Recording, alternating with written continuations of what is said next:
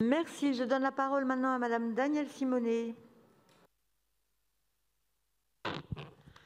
Bien, moi je ne suis pas si enthousiaste en fait, rien que sur le terme de colonie de vacances apprenantes.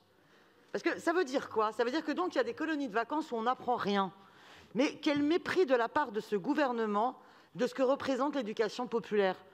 L'éducation populaire qui depuis plus d'un siècle apprend justement et permet d'apprendre d'une autre manière, à travers d'autres types d'expériences. Oui, dans toute colo, les jeunes apprennent par le plaisir, apprennent en découvrant, apprennent dans des cadres de sociabilité différents.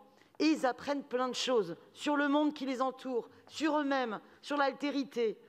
Et ce droit aux vacances, ce droit par le plaisir justement d'apprendre autrement, il faut le préserver. Pourquoi parler de colo apprenante?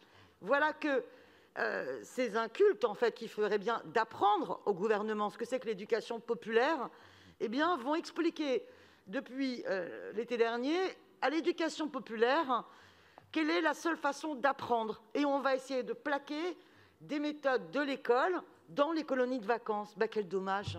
Alors heureusement, pour les acteurs de l'éducation populaire, qui ont néanmoins bien souvent été contraints de s'engouffrer dans cette brèche pour trouver des moyens, ils ont réussi à utiliser le logo et le label colonie apprenante, tout en continuant à faire ce qu'eux savent faire, comment épanouir, émanciper par d'autres méthodes de l'éducation populaire qui changent des pratiques et de la pédagogie scolaire. Et on revient finalement sur le débat qu'on pouvait avoir sur d'autres délibérations, sur ces spécificités différentes, complémentaires, entre l'éducation nationale et l'éducation populaire. C'est important d'avoir aussi d'autres approches. Néanmoins, évidemment que je vais quand même voter pour cette délibération, d'ailleurs, pour les mêmes raisons, parce qu'il faut permettre d'augmenter les possibilités par différents dispositifs pour que les jeunes Parisiens partent en vacances. Mais regardons la réalité en face. La délibération montre qu'il y a 1280 petits Parisiens qui ont participé aux colos apprenantes, 3800 avec les colos arc-en-ciel. Vous ajoutez aussi les mini-séjours et il y aurait 6550 jeunes Parisiens qui auraient pu bénéficier de ces dispositifs. Faut-il s'en féliciter? Eh bien, je ne pense pas, parce que c'est moitié moins par rapport au nombre d'enfants parisiens qui partaient en colonie de vacances en 2001. Oui, en 2001, il y avait 12 000 enfants parisiens qui partaient en colonie de vacances grâce au dispositif arc-en-ciel de la ville de Paris. 12 000. Et là, on est passé à 6 050. Alors, qu'est-ce qu'on me dit et qu'on me redit? Et je suis persuadée que Patrick Bloch va me réexpliquer que finalement les colonies de vacances ne sont plus du tout attractives et que la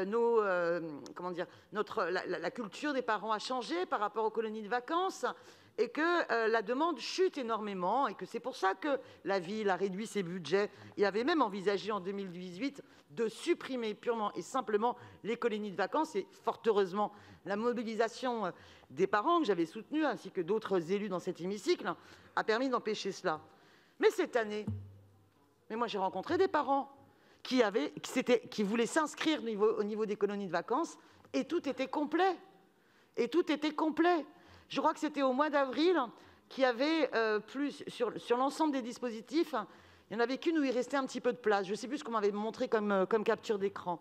Donc on voit bien que l'offre est totalement en deçà de la demande et que par ailleurs, il y a zéro pub faite.